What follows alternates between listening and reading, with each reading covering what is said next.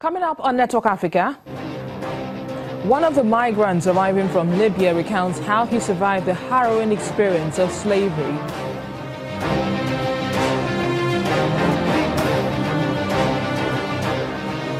And the European Union, United Nations and African leaders draw up emergency plan for migrants in Libya.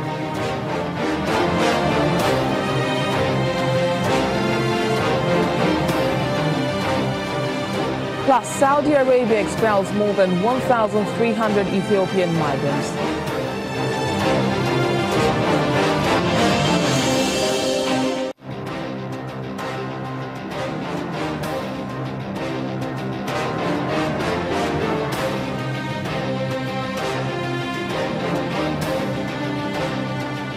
Hello everyone, welcome to the program. I am BISI ADEBAYO. As the 5th African Union-European Union Summit comes to an end, one of the migrants arriving from Libya, Abdoulaye, recounts how he survived the harrowing experience of slavery. Youth and migration topped the agenda, with both French President Emmanuel Macron and Germany's Angela Merkel keen to limit the flow of migrants to Europe by introducing tighter checks and controls on African soil and not in Europe. Abdoulaye Dosso is in Yopougon, a poor neighborhood in Abidjan, where he lives with his family. He is amongst the 161 Ivorian migrants who returned home from Libya last week after being stranded. He recounts his harrowing experience after leaving home for a better life in Europe. In Libya, he says he and many other migrants were treated like livestock by their captors. They even had to play dead to survive as rebels shot at other migrants. Then, intercepted by the Libyan Coast Guard, he was thrown into a crowded detention center, dashing his dreams of reaching Europe. We lived in a transit camp in Libya, and it was not a pleasant situation.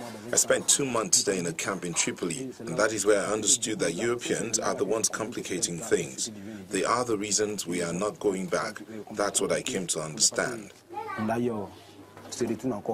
The fresh reports of abuses against African migrants in Libya, reported by international media CNN, sparked anger and outrage across the continent. That outrage is likely to lend urgency to talks on migration as European Union leaders meet their African Union counterparts at the 2-day summit in Abidjan.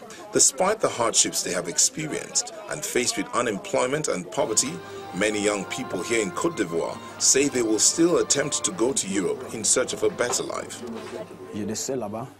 I have Ivorian brothers and sisters who are still living there. When you see them coming back home, they build homes and have money.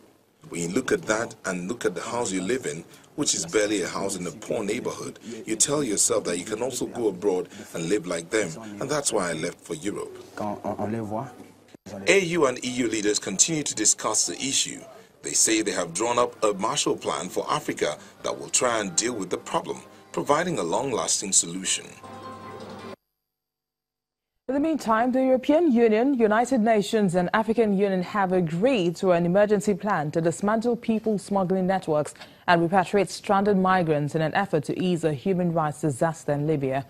Images broadcast by CNN earlier this month appearing to show migrants auctioned off as slaves by Libyan traffickers sparked outrage in Europe and anger in Africa.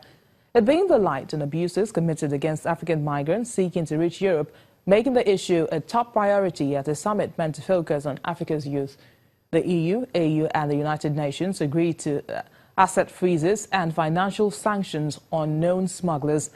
Libya's government, which has promised to investigate reports of slave auctions, agreed to grant UN agencies access to migrant camps in areas under its control. EU countries also agreed to finance the repatriation of migrants from Libya, a process that's already been organized by the International Organization for Migration.